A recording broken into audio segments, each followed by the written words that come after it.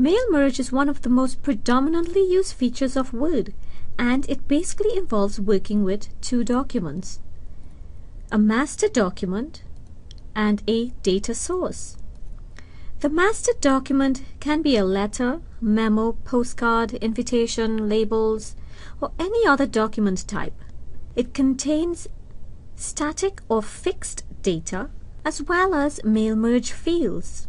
Static or fixed data remains the same for all the letters, while mail merge fields are pieces of the document that we want changed, or what we call variable data that will be held in each one of the customized merge letters. The data source will be a listing of all the variable data that will be used for the merge fields. When the master document is merged with the data source, we get multiple documents whereby each one is personalized. Sounds confusing? Well, let's have a look at it. We have an invitation letter going out to a list of students, but we want each letter to have the student's name, address, and the course they pursued with us, making it personal. We will use this document as our master document since the body of the letter will be the same for all the students. To start our mail merge, we'll go on the Mailings tab. In the Start Mail Merge group, we'll select Start Mail Merge and use the step-by-step Mail Merge wizard to do our mail merge. When selected, we have a task pane coming up on the right-hand side of the screen. Notice at the bottom of the task pane it tells us we are in step 1 of 6.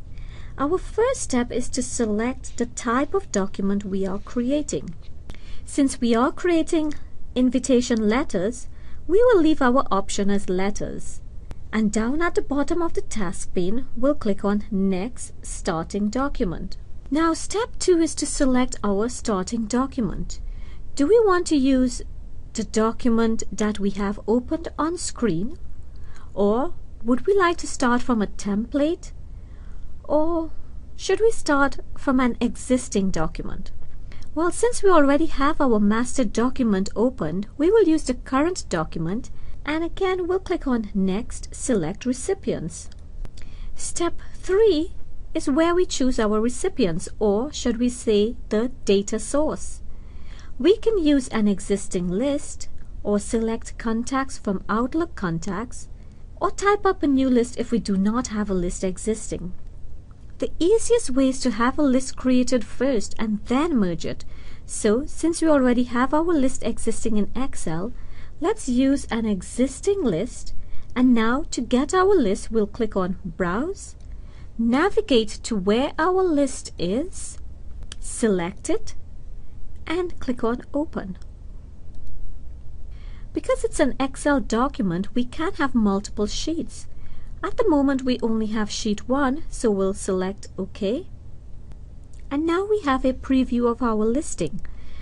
Notice at the bottom of this dialog box we have options to sort this listing or filter out who we want to send the letters to, or if we have duplicates existing we can find and remove the duplicates. We can find particular recipients, or we can validate our addresses. Let's try and sort our list in alphabetical order. So we'll go to Sort, and let's sort by the last name and then by the first name. We'll click OK, and now we have our data source listed in alphabetical order. We'll click OK again. Now that we have selected our recipients, in the task pane we'll click on Next, Write Your Letter. Now, step 4 of 6 is where we set up our merge fields. First, we would want the student's name and address, so we will position our cursor where we would like the name and address, to be inserted, and from the task pane, notice we have something called an address block. If we click on it, we have different formatting of addresses. We can select a format that we want, and now notice we get a preview of what our address would look like. but some of the data we have, like street, city, state, etc., is not showing up on our address block. We can do something called matching the fields. If we click on this button to match the fields, title will be matched with title, last name with last name, address will be matched with street, address 1, city can be matched with city, state will be state, postcode will be referred to as zip, and the country of region will be the country field. Notice we have a lot more options that we can choose from, but we'll stop there since it's the end of our address block. We'll click OK and OK, and now we have our address block inserted into our letter. Now in a normal letter we will have our address, we'll have the date, we'll have who the letter is going to, and then we would have a greeting line. Again, notice we have greeting lines available in the task pane. If we click on the greeting line, we have these different options there, and we can choose how do we want to address it.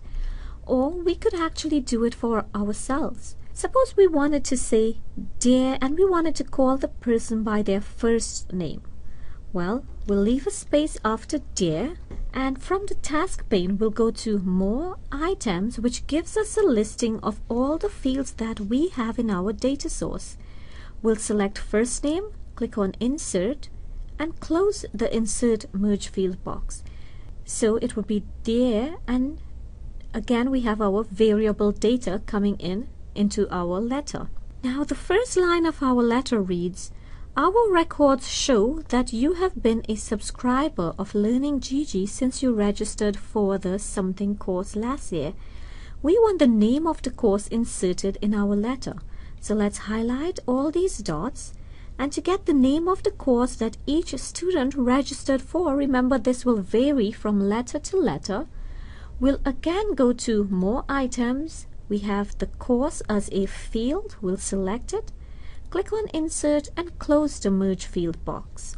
Now that we have set up our letter, let's move on to the next step in the wizard. So from our task pane again, we'll click on next, preview our letter. And the name and addresses of the students and the salutation and the course that the student registered for with us is all in our letter. I can go back a step and select all these fields, and we'll format it properly. We'll select all our text, and rather than making it a heading, let's make it a body text, and we'll ensure that the spacing before and after is auto and auto. We'll click OK. Now that we have set up our letter, let's move on to the next step in the wizard. So from the task pane, we'll click on next, preview our letter. And now we have a preview of our first recipient, the name and address of the student, the salutations, as well as the course that they registered to pursue with us. Notice in the task pane we are viewing recipient 1. We can use the arrows to navigate through and view our letters individually. Or we can go down at the bottom of the task pane and click on next, complete the merge. And now we have two options. We can merge and print directly to the printer, or we can edit individual letters, and we can merge all the records. We'll click OK to merge all the records because it's not very safe to merge and send to the printer, just in case we have errors.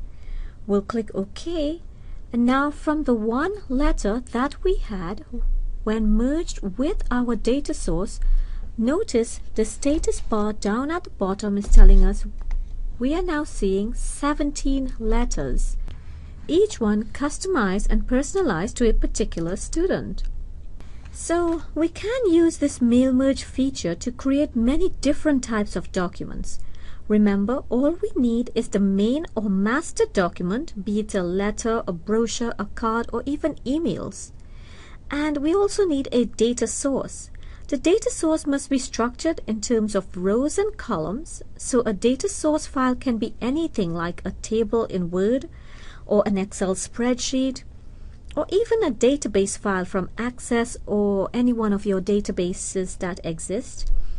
And we can combine them using the mail merge feature. We'll end up with multiple copies of customized document, saving us a lot of time rather than creating each letter manually or copying and pasting data. Since we've created a letter, let's have a look at how we can use the same mail merge feature to create labels for this letter. So we'll do this in the next lesson. Stay with us as we look at creating labels using the mail merge feature.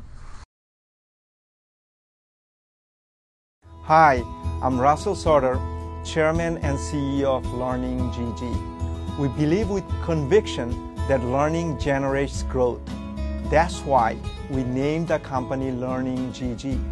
Our mission is to provide online video training that is effective, affordable, and accessible from your PC, tablet, and smartphone. Our purpose is to inspire lifelong learning within everyone. Learn by reading books, attending classes, and watching high-quality educational videos. The moment we think we know it all, we stop growing. Develop the passion for learning, be a lifelong learner.